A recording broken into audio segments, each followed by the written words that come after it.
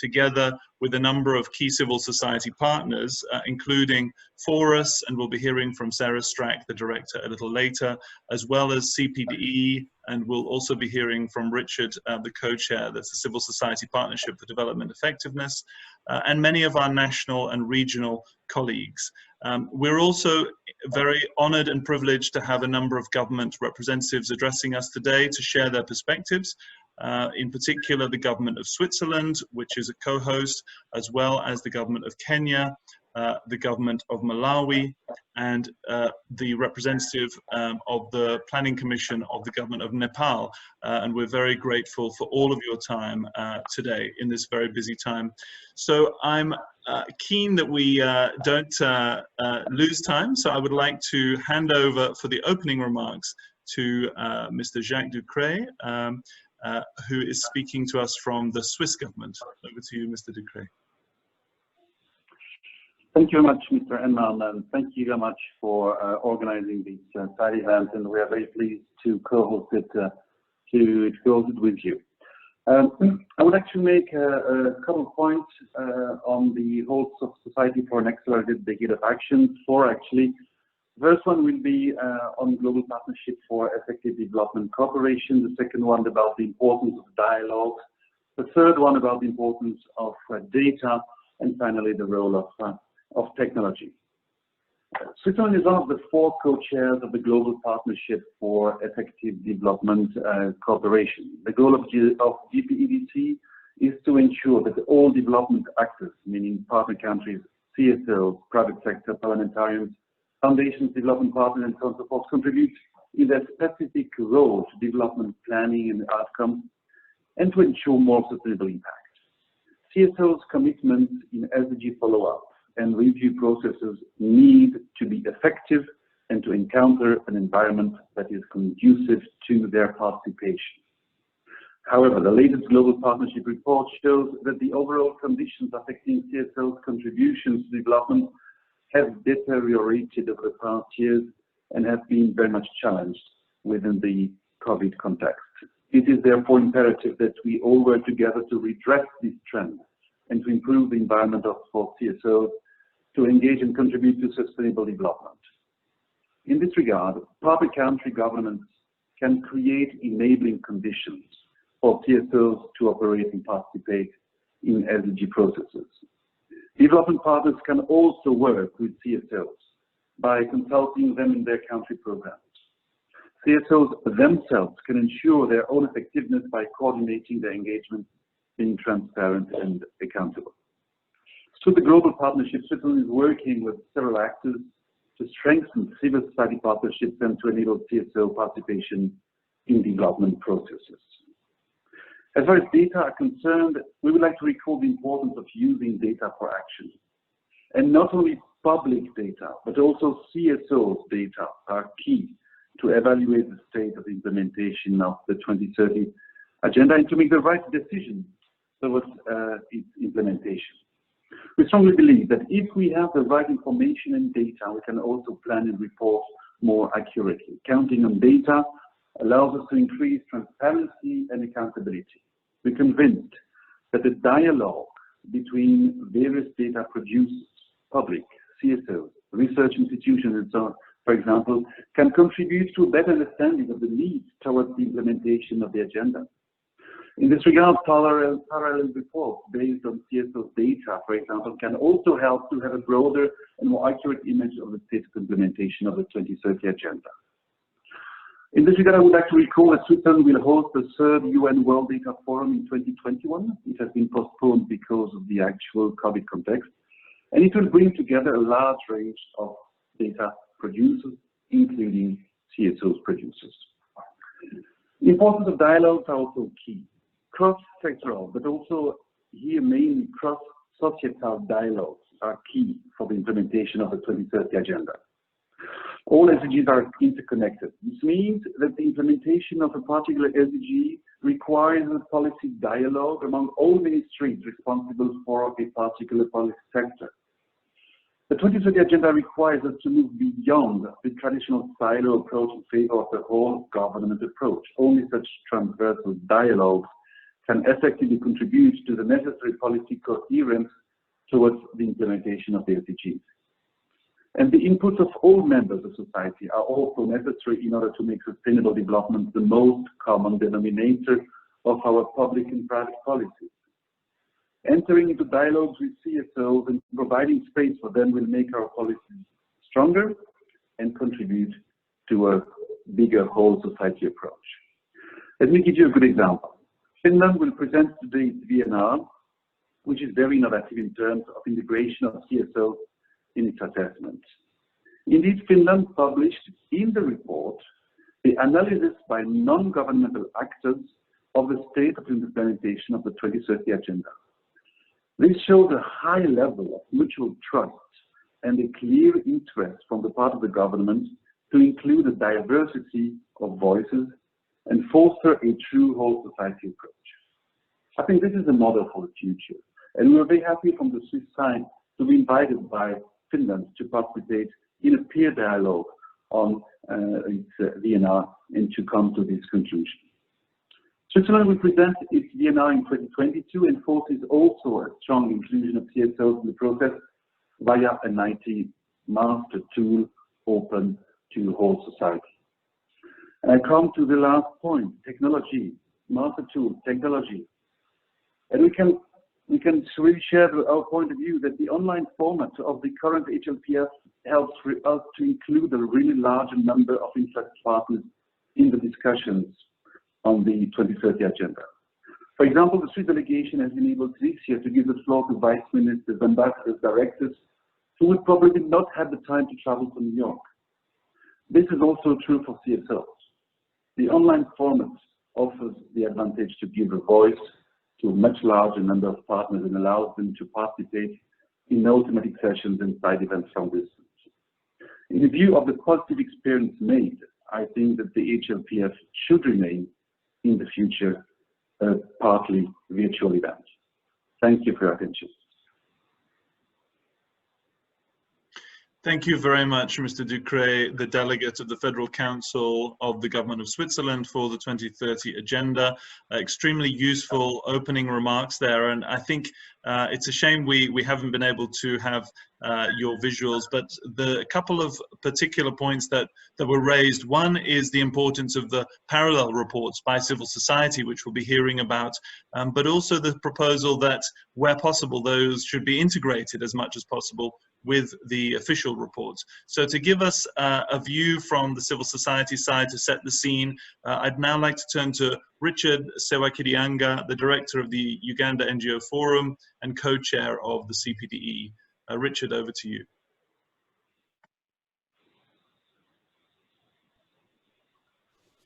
Thank you very much, Oli, and also I'm honored to be on this panel and also on this side event.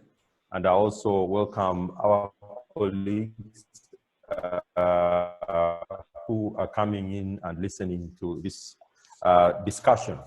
What I'm going to be doing is to share some insights from a report that we did recently as the Civil Society Partnership for Development Effectiveness. CPDE is an open platform that unites civil society partners across the world on issues of effective development cooperation. And through its advocates and messages, advocacy and messages, the CPDE brings together civil society as well as thematic groups in different sectors, in different countries, as well as different constituencies. And it covers the 6 geographic regions of the world. And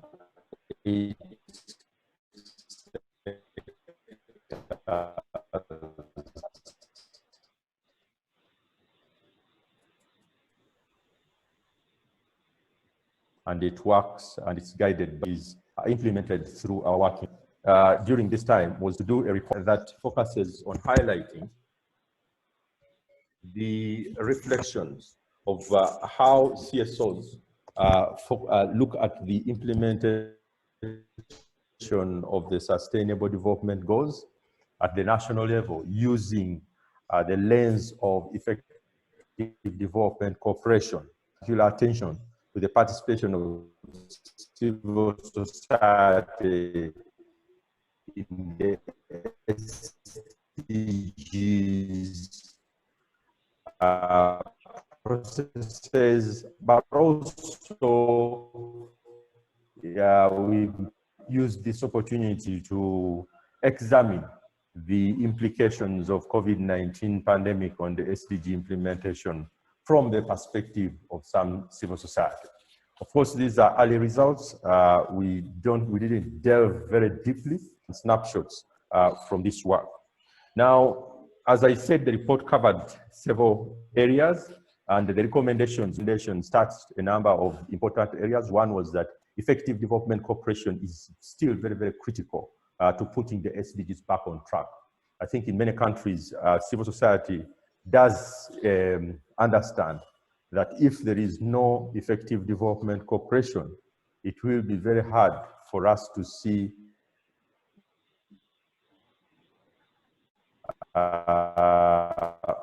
we may not be. We also in this report highlight that inclusive partnerships are also important, especially when it comes to translating the 2030 agenda into plans at a national level that should be democratically owned by all stakeholders.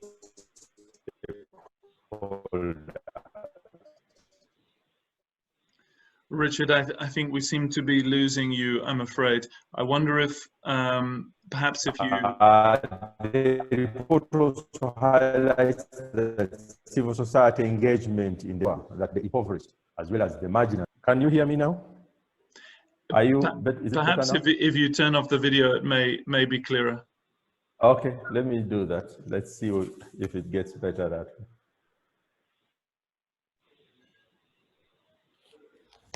Okay, so hopefully it will be better now. Yes. Okay, so that's the other thing that the report highlights, that civil society engagement in the 2030 agenda implementation helps to ensure that the impoverished and marginalized are at the forefront and the center of the SDGs. CSOs also play a crucial role when it came to the pandemic response.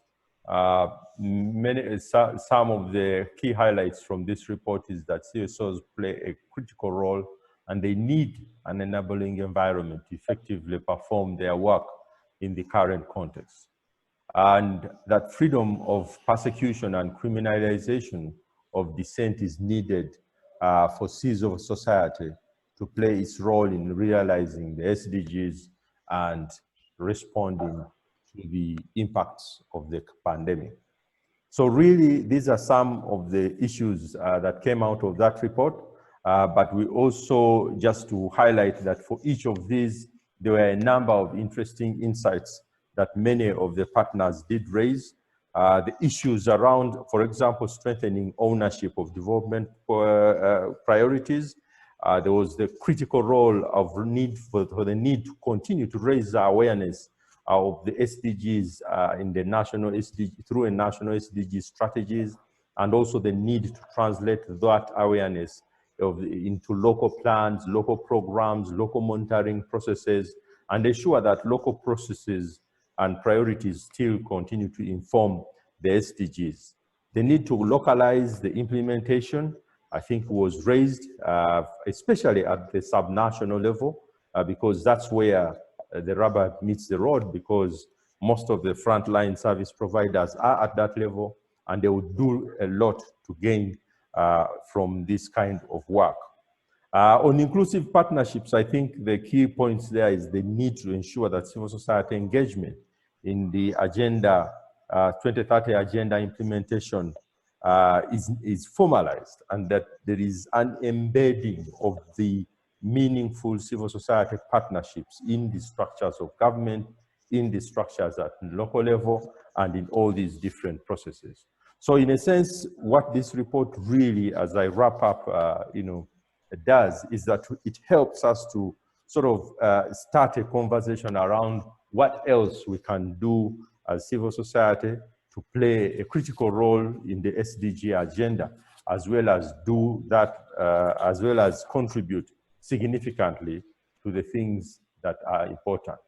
So I wanted to just highlight those for now as some of the critical areas that came out of this report. And we think it will be an important piece of work to engage within the next 10 years as we think about the actions to accelerate the achievement of the SDGs. I thank you for listening. Thank you so much, Richard, and thank you for bringing out the point of the impact of the COVID pandemic on the VNRs, and I'm sure we'll hear more about how that has been affecting the process this year and this unprecedented year. And I'm also grateful to everyone for being able to connect, and I appreciate how even the connections, digital connections, do make this whole process more challenging. So moving on now to hear from the government of Kenya, we're very grateful to have Stephen Odhiambo, the Chief Economist from the SDGs Coordinating Directorate. Stephen, over to you. Thank you, Ole, and thank you, everybody. I'm suspecting my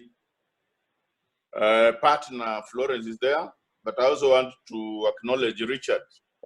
Richard is from Uganda, and my home is just at the Busia border, so he is my very close relative, but on the other side of the country. Ladies and gentlemen, I would like to add the government of Kenya's voice to this important discussion. And my most point of emphasis is appreciating the role that the CSOs play in the SDGs agenda in Kenya. As you're aware, Kenya uses the whole of government and whole of society approaches to deliver on the SDGs agenda. And moving forward, Kenya government has enabled strong CSOs engagement work on the SDGs agenda.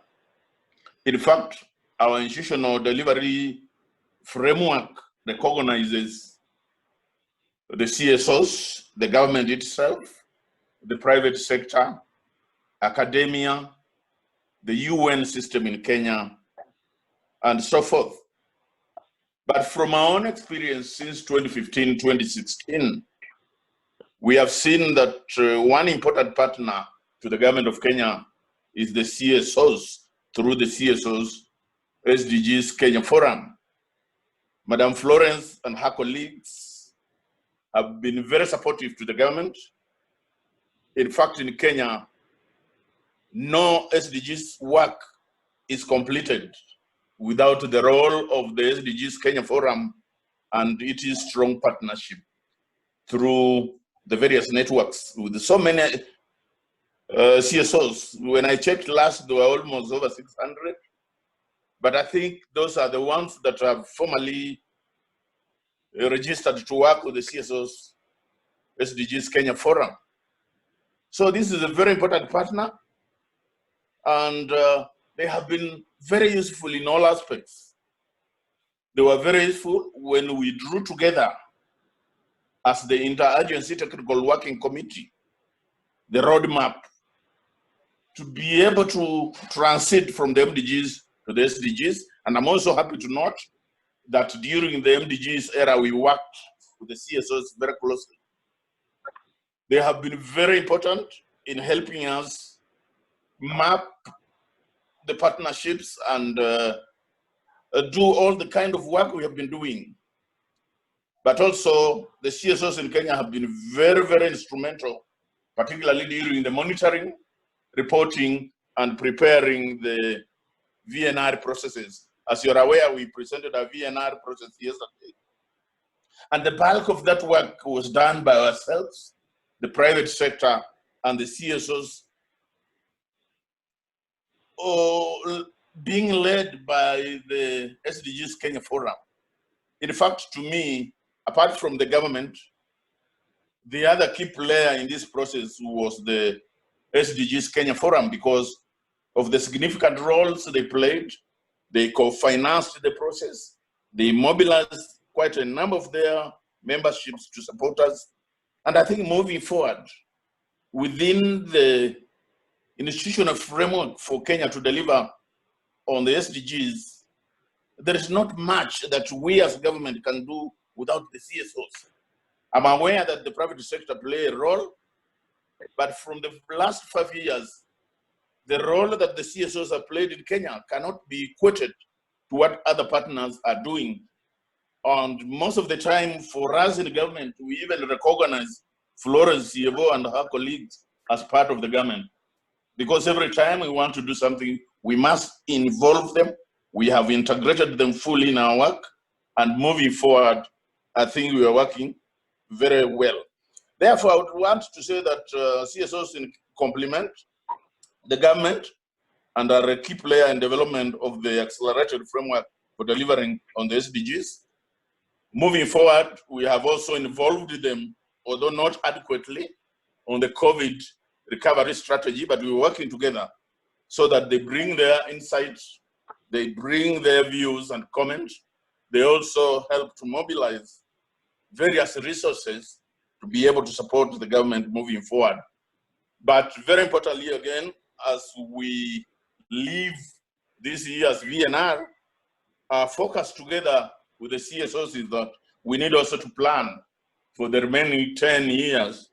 And the CSOs, with the UNDP and ourselves, we have started the process of thinking about how can we come up with an accelerated framework to be able to guide us on the SDGs agenda. And also, without forgetting, the CSOs in Kenya have been very instrumental in helping us come up with an SDGs multi-stakeholder engagement framework, which has even made our work easier, that the government can work through the SDGs Kenya Forum and reach out to all the CSOs to be able to contribute directly on what the government of Kenya is doing. And so, as I close, I think to us in the government of Kenya, we recognize that we need a strong CSOs engagement with the government, because I think they have really helped this country moving forward. And I think moving forward, there's nothing that Kenya can achieve on the SDGs agenda without the role of the strong participation of the CSOs. And I really want to acknowledge the work that the SDGs Kenya Forum has done under the leadership of Madam Florence. Thank you, and may God bless each one of us. Thank you very much, Mr. Odhiambo. It's very good to hear about that strong partnership, and we look forward to hearing from Florence in just a few minutes' time as well to complete that picture. It's a very strong example in Kenya. We also have another good example which we're looking forward to hear about in Malawi. And so I would like to turn now to Mr. Sipho Biliat, the Chief Economist at the National Planning Commission of Malawi, who is responsible for the VNR work there. So Mr. Biliat, you have the floor. Thank you very much. I'm very appreciative for having this opportunity that I can join my friends to this conversation, which is very important. In Malawi, we've taken the whole of government, whole of society approach as very important in making sure that we deliver the objective of the Agenda 2030. I'm not sure if I'm very clear. Am I being clear? Yes, yes, very clear. Yeah, yes, very we can clear, hear you. my brother. Loud and clear. All right. Thank you very much. In Malawi, the time we're making commitment to the SDGs, that was the same time that we're developing our national plan. And we made sure that our national plan is integrating the SDGs so that we are able to be following through what is happening in the indicators in the SDGs. And in any case, we thought that there should be an approach that is going to make sure of the whole of society approach to making sure that we deliver on the objectives of the Agenda 2030 and indeed the SDGs, all of them.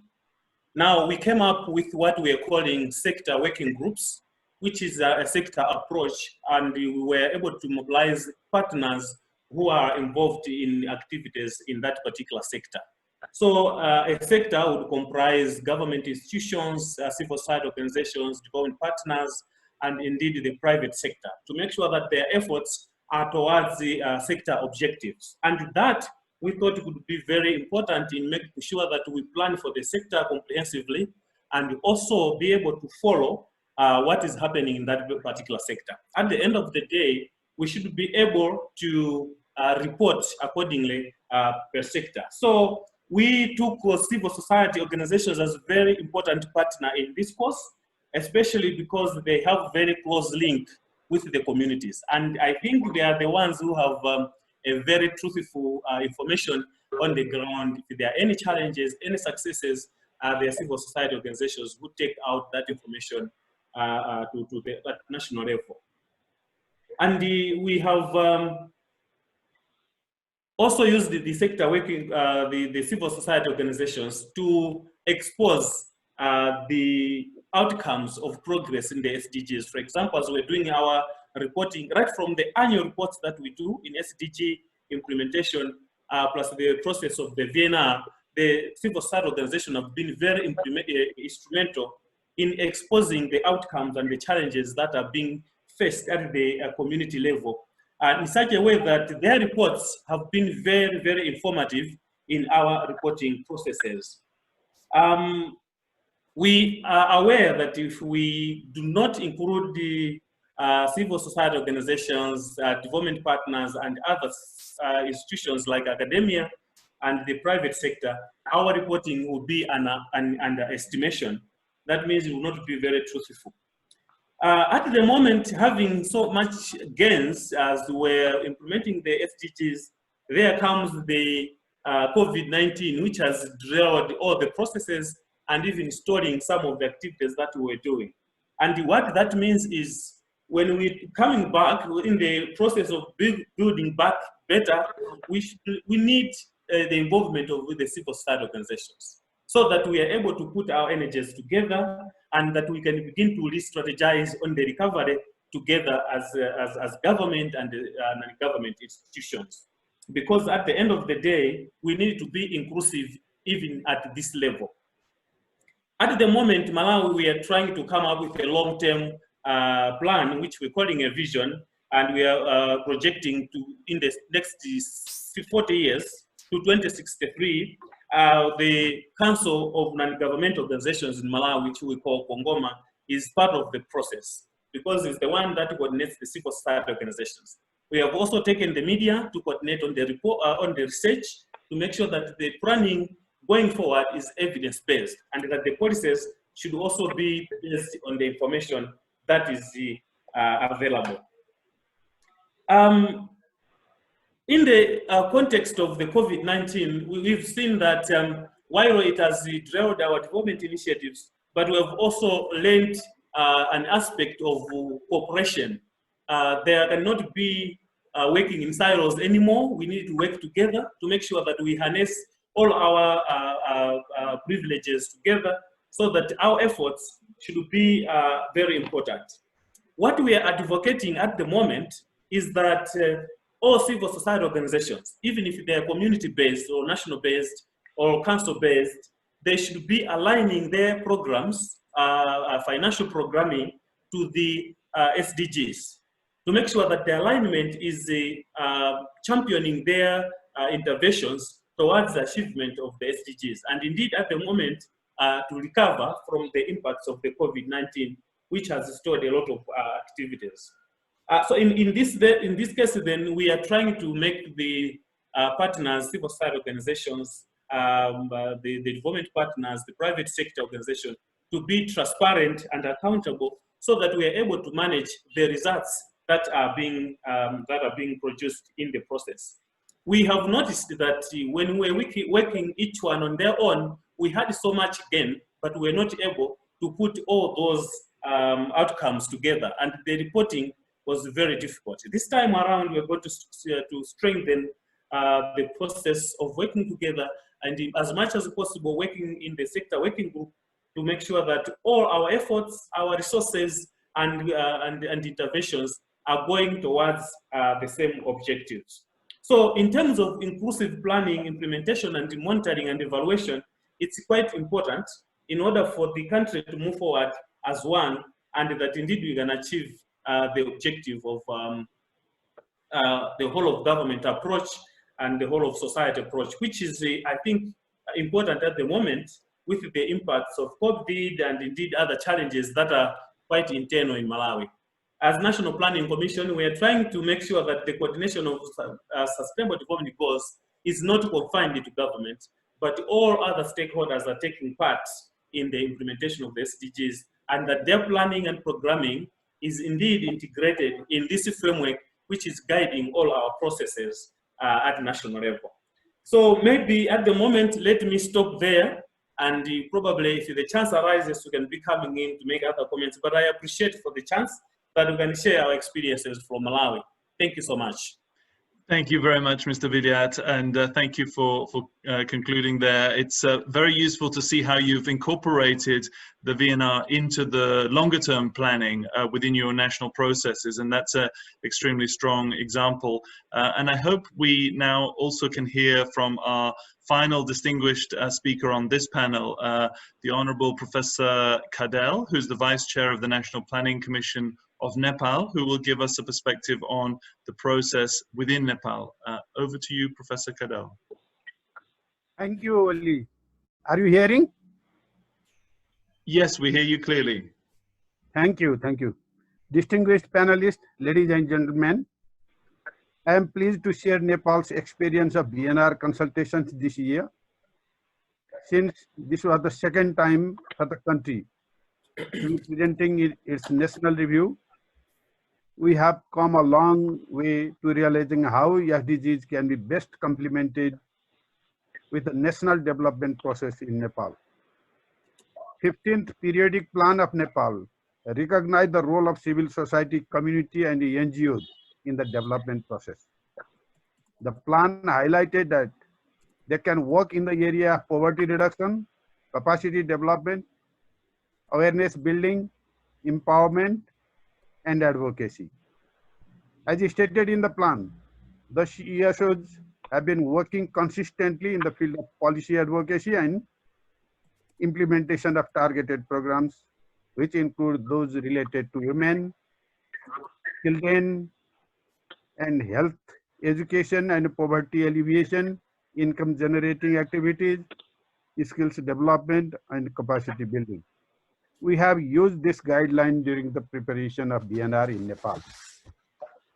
Aligning with Agenda 2030's broader aims of leaving no one behind and reaching the furthest behind first, we conducted series of consultation and interaction meetings with major groups and other stakeholders, such as the private sector, development partners, CSOs, cooperatives, marginalized groups including Dalits, indigenous people, people with disabilities, and the sexual and gender minorities. The civil society network such as SDGs Forum also conducted a series of meetings jointly with the government of Nepal, bringing together the government and CSOs in the VNR process. To add further, we have consulted with more than 150 civil society organizations and their umbrella organizations. Without a doubt, these contributed greatly through their inputs and suggestions, understanding fully well that the CSOs are an integral part of the SDGs implementation process.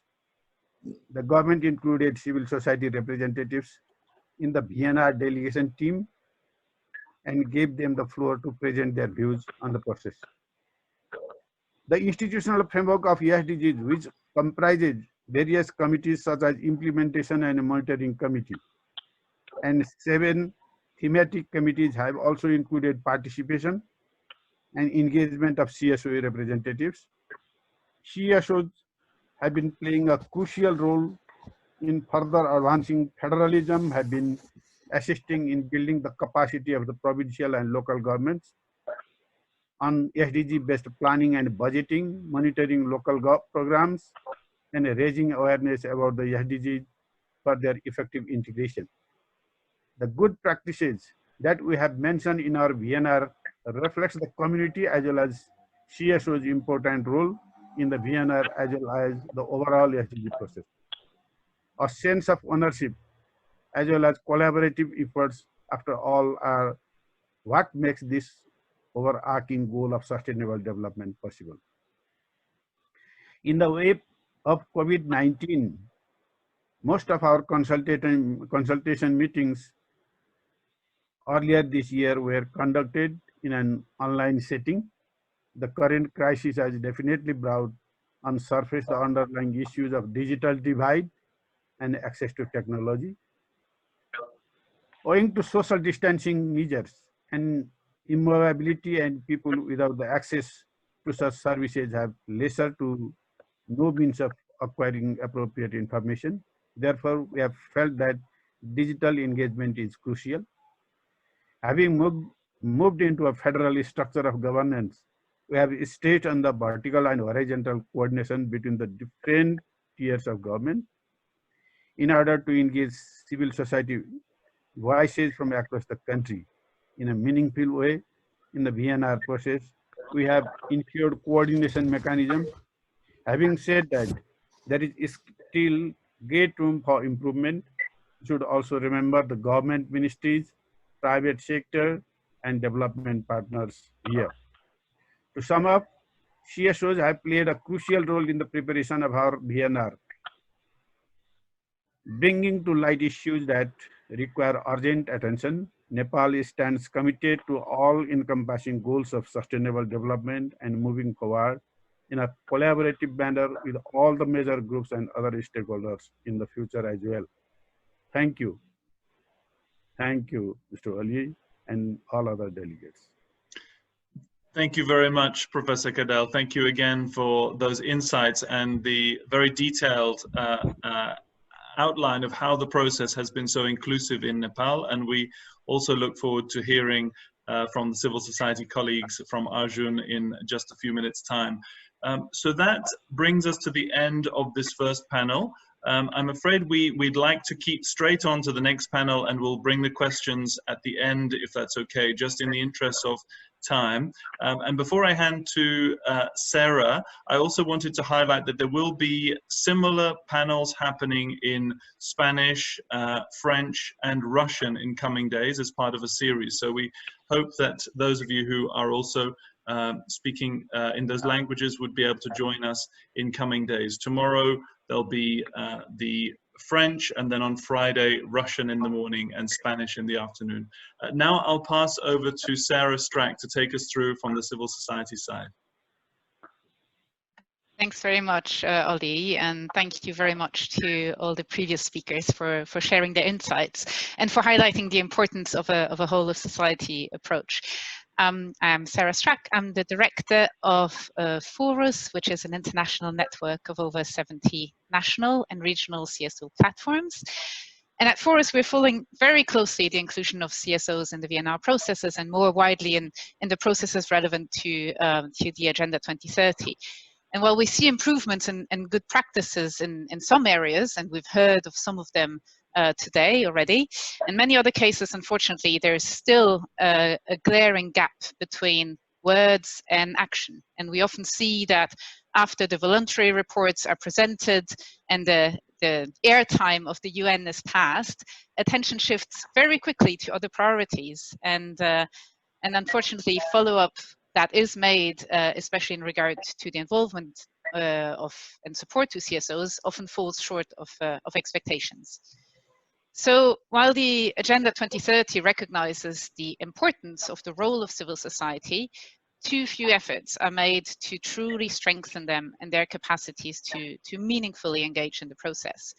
That's one of the findings of a report that Forus is launching today, called "Are Governments Delivering on the Capacity Development of Civil Society to Ensure a Successful Implementation of the 2030 Agenda?"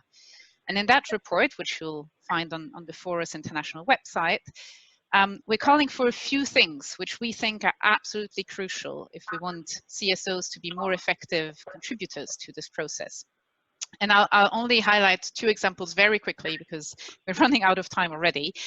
But we really believe that domestically oriented capacity development for CSOs and other stakeholders that really responds to the needs identified on the ground by domestic civil society and stakeholders is essential, and that a new global coordination and financing system for capacity development is needed as well, not in a top-down way, but rather to ensure better coordination and support of those efforts and accountability towards those engagements that we often hear of, meaningful involvement and support of civil society. And if you're really serious, I believe, about supporting this whole of society approach and the integration of CSO perspectives, then we really need to walk the talk, and governments also to continue to walk the talk and to do more so that we have a chance to be successful in reaching the goals.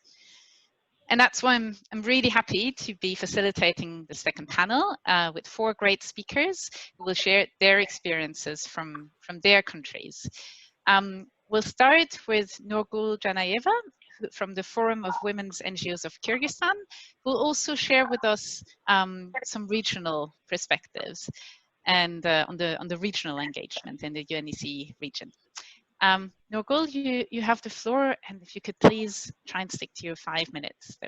I will try. Thank you, Sarah, very much. And as one of the co-organizers of this event, I would like to thank everyone who joined us in our important discussion. And one of the issues that I'm going to discuss here is the European regional SDG platform. But before that, I would like to mention, as Sarah told, we have a country experience, and I saw in the question about local. We do work on that, and we'll be happy later on to share and continue this conversation. Now, I would like to share some experience as one of the best practices of civil society initiatives at the regional level. It is the name of the initiative. Can you move the slide? It's called UNEC RCM. RCM means Regional Civil Society Engagement Mechanism. It is a specific platform which was targeting to deal with the SDG processes, SDG related issues. And we were planning in order not to be left behind, as one of the participants was asking, for example, from Toga, we are left behind. In our countries, also many NGOs are left behind. In order to move this further and to engage more, we started creating this platform so that there was institutionalization of civil society. Next slide, please.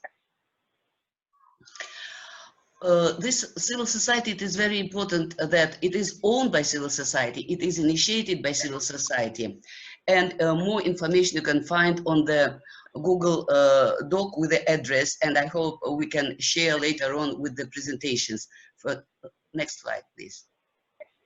It's also important that we really very carefully thought about how we engage ourselves. We engage based on several serious principles. They are listed here. I won't take time. Next slide, please. And most important question, why we wanted it? And one of the reasons is, Mr. Ducreux mentioned, civil society should more coordinate itself. And that was one of the good practices where civil society, the huge region with huge diversity tried to coordinate these very diverse groups of civil society. So it is an important question why we wanted to create a European platform of civil society. We wanted so that no one was left behind. Even if we are left in some processes, in governmental, in donor, in whatever development partners initiatives, we wanted to ensure that we ourselves are trying to address this principle, to apply this principle. So it comes number one, don't leave anyone behind. Local organizations, they should be part of the process. Another very important issue for us was that a lot of our sub-regions, the voices were not heard because we speak Russian, majority of organizations, and we are not participating in the general international debates. That's why we wanted to create a platform which was also accessible to different languages in our region. That's why voice of unheard subregions should be heard, and that's why its UNSC RCM was developed. We also want to organize our joint advocacy, and we are in the process. We wanted our own civil society platform so that to enable stronger cross-cutting constituencies, because we can share, we can learn. It is important, 3 dimensions in the SDG agenda: ecological, economical, social. But if we don't integrate within our own work, if we don't learn, share, that will be a waste of time. That's why we are working to make stronger cross-constituency coordination and ensure that voices of all constituencies in each sub-region were heard in various processes. We also wanted to bring new leads from country level to regional and global level. Even if we are not heard at the country level, let's make them visible and voices heard at different other levels. We also wanted that, we were sure that global level is only effective if we ensure that there is regional and national, and I would add local level processes are set up, all levels work. Next slide, please. I will continue now with the history. There are many, by the way, whys. There are many, and in the concept we described why. But I wanted to share some history of the development. First, we wanted to change the paradigm. We have a huge region where, for example, Kyrgyzstan sits in Central Asia, and majority international voices are with Western Europe. But all our diverse networks agreed, small, big, different thematic networks agreed that we'll go together. And we are changing paradigm. It doesn't matter what level of organization, you can be lead there. So we are increasing CSO leadership at the regional levels. We are very different. We are different in levels of engagement. We are different in languages. We are different in financing level. But we managed to address this challenge. One of the big challenges, how we jointly organize, for example, civil society forum. Before this initiative, there was only invited people by UN were coming to Geneva to discuss, and we changed this. So organization of the SDG forum was very, very hard. And I want to thank here among the participants, Mr. Decree from the Swiss government. They actually in one of the SDG forums supported. And I think it would be very good if there is more support from governments, also not only from the, let's say, receiving aid countries, but governments who are bringing in their delegation our civil society representatives.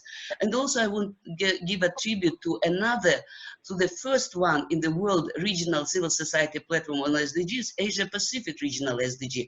It became the first, and we tried to replicate next one.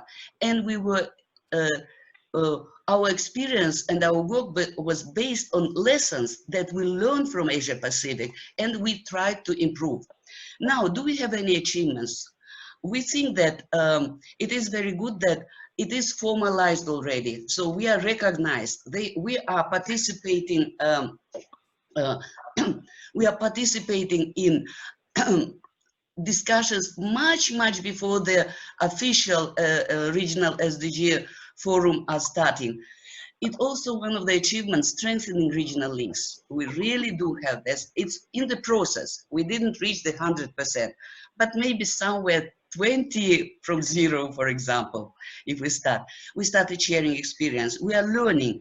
And I heard, Sarah, you told it's very important capacity. We do a lot of work on capacity building. I can't share examples, but I will be very happy to share.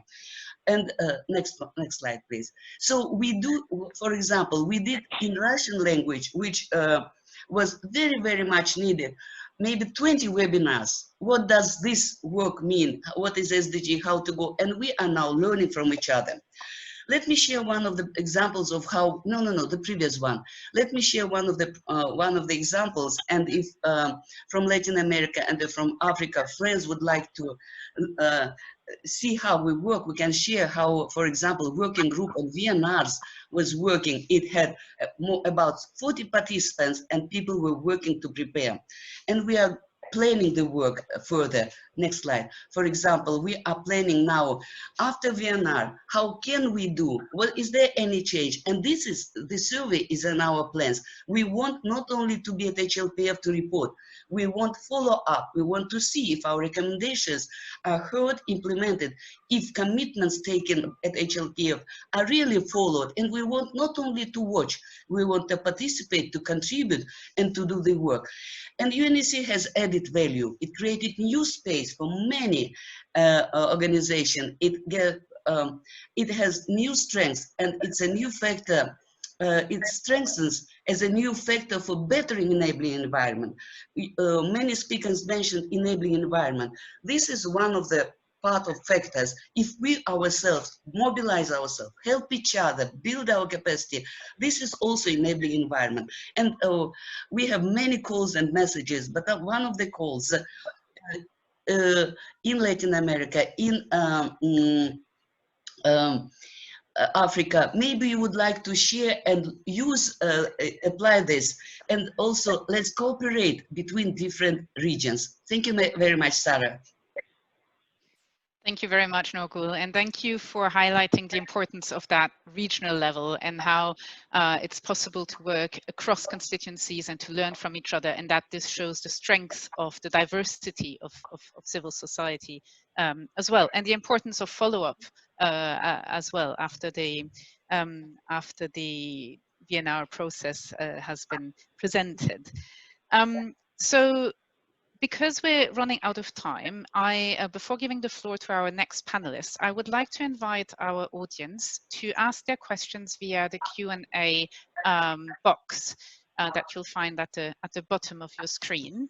And if you could, in your questions, please include who you're addressing the question to.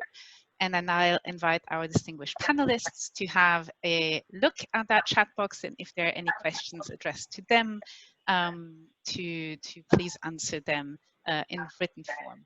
We'll also make sure to invite any attendees to address their questions after the webinar to Ollie, and we'll make sure to get answers for you as well. And I've seen the request to share the PowerPoint presentations, and I think we will be able to do that after the webinar as well. Okay, so let's move on to our next panelist. I'll invite Florence Sievour from the Kenya SDG Forum to please take the floor. Thank you very much, Sarah. Good afternoon or good morning to you all, or evening. My name is Florence Sievour from the SDGs Kenya Forum. And so I'll just get into it. I'd like first to maybe thank Stephen and just how the relationship that has been within the civil society, the other stakeholders within the Kenyan space in terms of the SDG implementation. And just to see that kind of motivation where civil society, where private sector, academia and the rest come together, and the government willingness to sort of support that kind of process. And I believe this is what the Sustainable Development Goals are all about. All of us coming together within the inter alia principle of common but differentiated responsibility. And so the SDG Kenya Forum is a civil society-led organization. We were founded in March 2016 with the adoption of the SDGs. For us, one of the greatest reasons we came together as civil society organizations was the fact that we had learned from the MDGs, and one of the things that we learned when Kenya did not achieve the MDGs but made a lot of progress on certain MDGs was that there was a lot of working in silos among the different stakeholders. And so especially now civil society and government, for us, for many years, we tried to work together, but we did not really have institutionalized methodologies for coming together. And so with the SDG Kenya Forum, we sort of had the vision to move forward and to ensure that we all sort of understand our roles as civil society, as government, and as different stakeholders, but also sort of contribute to the same agenda with our own sort of vision and everything that comes with the responsibility of the different stakeholders. The forum has a huge growing membership. It's voluntary. How we ensure that it's inclusive is that it's a voluntary membership. And for us, we are open to as many civil society organizations working and based here in Kenya. So you'll find community-based national and international organizations working and based here in Kenya.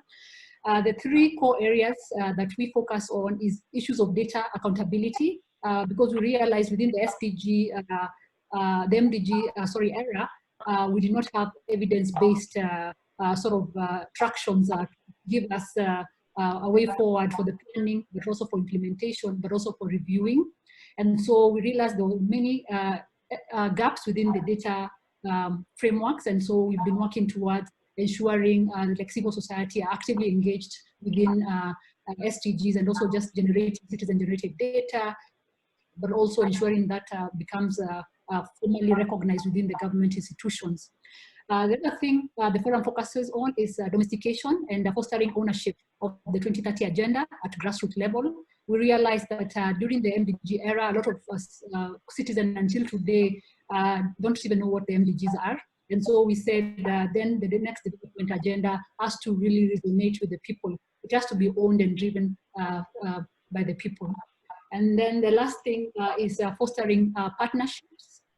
For us, again, we realized as civil society organizations, we had not worked very well with private sector, for example, development partners, some of the development partners, the government, and so forth. And so the forum mapped out what was essential for us as civil society organizations to come together. So far, we are the convening platform on the civil society voluntary national reviews, but also SDG progress reporting. We've been able to do 3 progress reports, the 2 VNRs, that's 2017 and 2020 this year. I've shared the link to the reports in the chat for the Kenyan government VNR, but also for the civil society VNR. Apart from that, within that, the civil society VNR process has been a very eye-opening process. I say this because it's a very, very first time within the, since 2015, that civil society come together all over the world to start reporting jointly towards development. I know the governments are during the MDGs, they reported, but just as government. And so for us, bringing together civil society organizations, we realize there's a lot of challenges, especially on capacity building and ensuring that even we understand how to align our SDG report to SDG targets and indicators. And that's something that the SDG Kenya Forum has been going out of its way to sort of build capacity for its members, so that civil society organizations, even grassroots organizations, are able to align their work, and they're able to also report of the good work and the progresses they are making at county level, and that's the sub-regional level and at national level. Moving on, some of the other challenges that we've encountered within the voluntary national reviews is that, of course, the different stakeholders are asked by the Kenyan government to produce their own reports. And then the negotiation has been that these reports are integrated within the main report. But also in 2017, we realized that, of course, there's no government that will ever take holistically the civil society report and maybe integrate it into their report. Because, of course, a lot of civil society organizations focus on issues many times that are seen to be controversial or are not within the development agenda of a nation. And so what we decided, negotiated for within the Kenyan government, is that the government can always integrate our report as much as possible, which they've been doing, but also they've they put our report as an appendix of the Kenyan report. And so the civil society voices are sort of captured within that particular process. When you look at the Kenyan government report, at the appendix, you will find the private sector report and the civil society report. And this has not it's not been edited, it's civil society organizations presented. For us is even within such good partnerships and where you find space that the government is offering space and is open to collaboration, there's also need for us as civil society organizations to also ensure that we can find that opportunity that does not curtail our voices in any way. And so moving forward, this particular civil society convening and coming together has really sort of given us a great milestone. And one of the milestones is right now, Kenya has the Interagency Technical Working Committee on SDGs, the highest organ that Stephen talked about.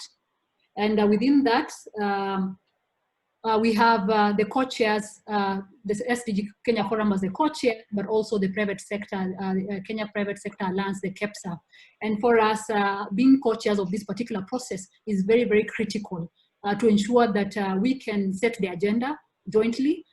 We can also be able to have a basket fund that speaks to the national aspirations of SDGs. And that has really advanced the Kenyan agenda on SDGs.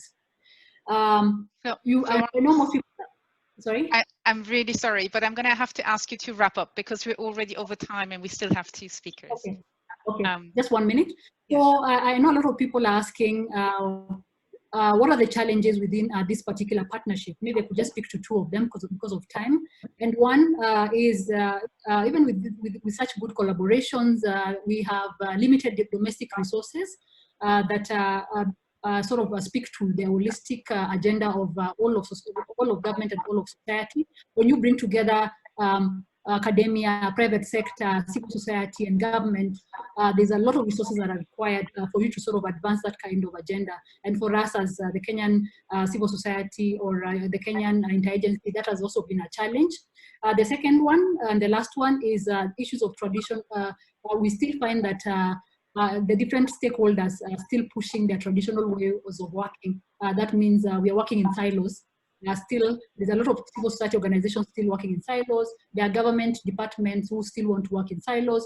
There's private sector also. Some of these organizations are not or have not mastered how to collaborate with others on the same. And so some of these challenges are still existing, and also how to ensure that, for example, civil society organizations, even when they're collaborating with government, they can still be true to the agenda. They can still demonstrate, for example, when things are not going well.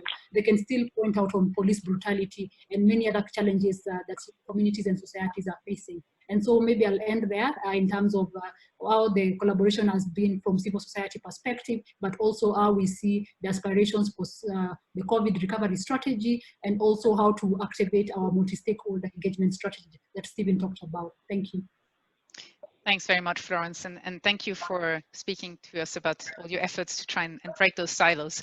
I'm going to move right away to our next speaker because we're already over time, and I'm really sorry to everyone that these presentations have to be so rushed. But I'd like to give the floor to Arjun Bhattarai from the NGO Federation of Nepal and Nepal SDGs Forum. Thank you, Moderator Sarah Stark, Government Representative, CSO leaders, greetings on Nepal SDG Forum and I'm going to share a brief about CSO engagement on Vienna 2020 process in Nepal. Nepal is taking part for the second time in Vienna process after its first participation in 2017.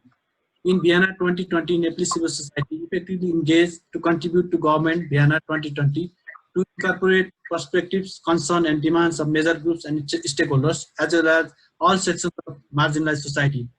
Nepalese civil society also take this opportunity to make an annual review of the SDG from civil society perspectives.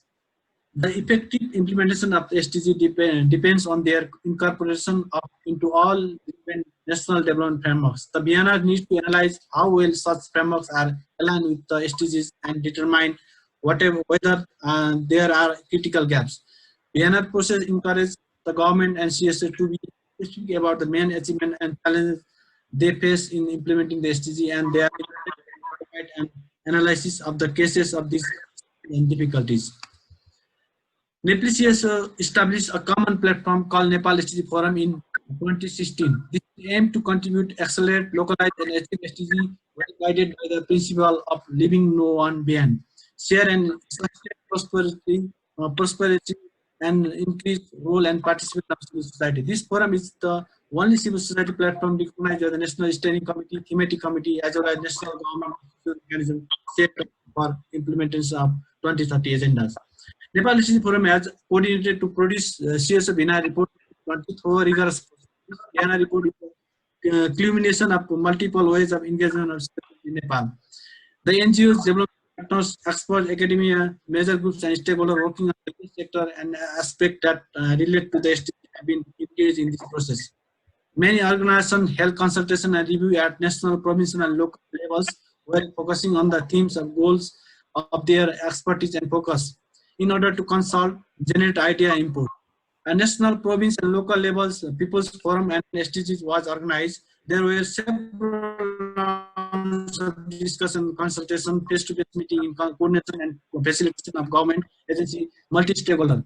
Deliberation, ideas, and views expressed in this course have been well considered while writing BNR report of CSOs. Secondly, data and information were accessed and analyzed.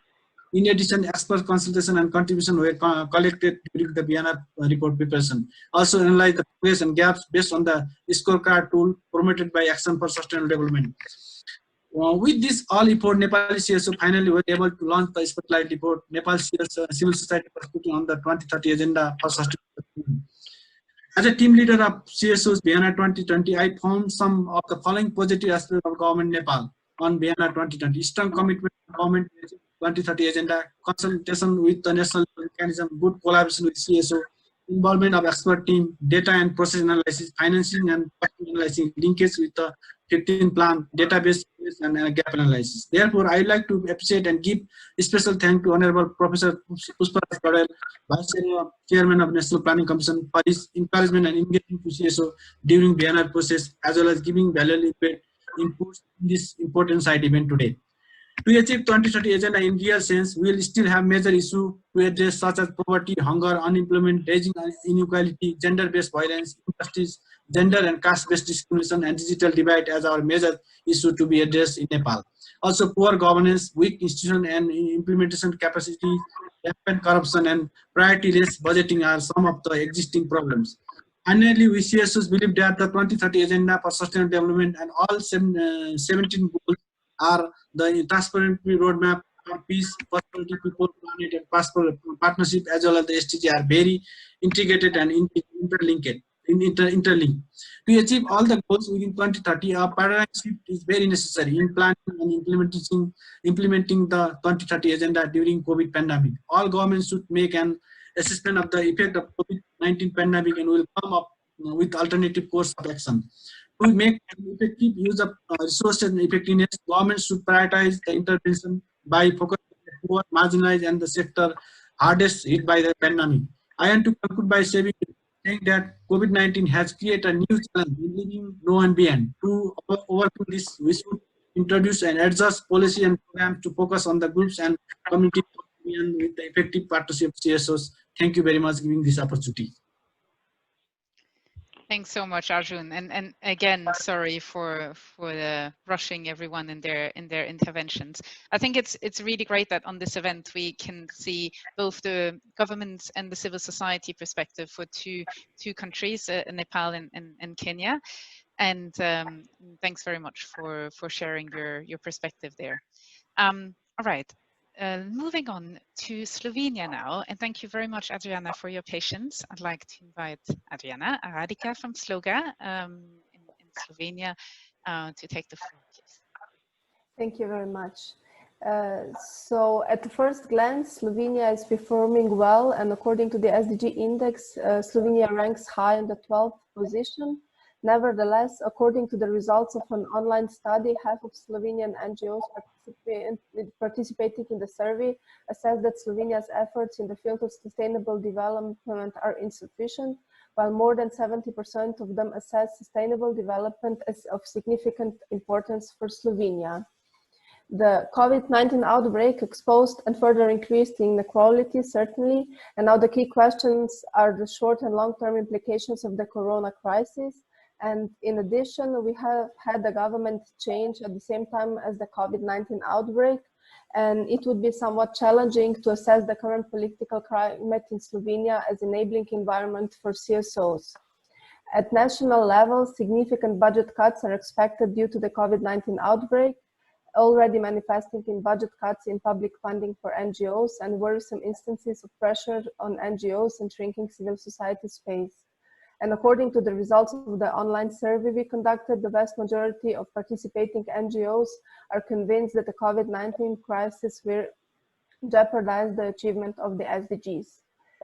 So this year, Slovenia presented its second voluntary national review. The government developed an inclusive process of encompassing meetings with various stakeholders, thematic workshops, and also regional consultations. Nevertheless, on the civil society side, we regret that despite an open and inclusive consultation process, the significant engagement of the CSOs is not reflected in the government report. Furthermore, we also regret that unlike in 2017, the CSOs and other stakeholders have not been given the opportunity to voice their views within the official VNR presentation, which took place last Friday. Last Friday, 35 Slovenian NGOs and NGO networks called upon our government to establish an advisory body for the 2030 agenda. Also this year, a civil society report has been drafted with the support of Forus, and the Spotlight report compiles contributions by 21 NGOs addressing a broad variety of issues related to all dimensions of sustainable development. And the general recommendations call upon the Slovenian government to strengthen the engagement of NGOs and policy coherence for sustainable development, and already mentioned, to establish the government body, advisory body for the 2030 agenda, which would further strengthen the multi-stakeholder collaboration, but also the ownership of various stakeholders over the SDGs. We believe the Spotlight report reflects the efforts and commitment of the civil society to ensure that the set goals do not remain a dead letter. So this is in brief on my side, from my side, so it's already quite behind the schedule, but if there are any questions or comments, I would be very happy to respond. Great, thank you very, very much, Adriana. And thank you also for sharing your insights on what happened these days.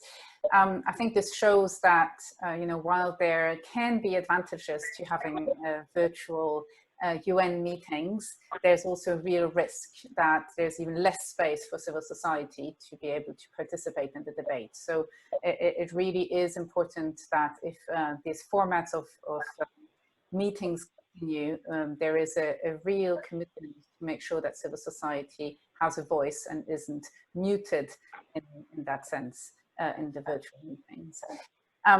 So given the time, I think we're a little bit running already quite a lot behind schedule, and I appreciate people will want to participate in other side events and in the official proceedings. So I'm going to ask people to share any other questions they might have in the Q&A, or to send them to Ollie, through whom or through whomever you've received the invitation for this side event. I would like to thank all of our panelists on my end, and I'll hand back to you, Ollie, to close the event. Thank you so much, Sarah, and thank you to everyone for what's been a very rich and informative discussion. And as Sarah has highlighted, we are really pleased to have been able to bring together both the perspectives from the government delegations and also from civil society representatives at this time alongside the HLPF. And we're very grateful to all of the participants, and we've tried to respond to the chat questions as we go along. We'll make sure that the PowerPoints and the video are available afterwards. I also just wanted to share this final slide. People were asking about the details of the other sessions. So I mentioned the French-speaking webinar that will be tomorrow morning at a similar time, and that will have a focus on a number of countries in French-speaking Africa, Burundi, Burkina Faso, Cote d'Ivoire, Morocco. The Russian-speaking webinar will happen on Friday morning at a similar time, and we'll have a focus on Russia, Kyrgyzstan, also Moldova, Uzbekistan. And then finally on Friday, a little later on, we'll have 1 o'clock New York time, a Spanish-speaking webinar looking at Peru, Argentina, Honduras, Ecuador. So as Action for Sustainable Development and with all of our partners, I would just like to thank once more our excellent panelists and all of you for the contributions. And we look forward to continuing our collaboration both during this HLPF and in the follow-up on the VNRs at the national level. Thank you again to everyone, and we'll keep in touch. Bye-bye. Thank you. Bye-bye. Thank you. Okay, bye-bye. Bye. Bye. Thank you and bye.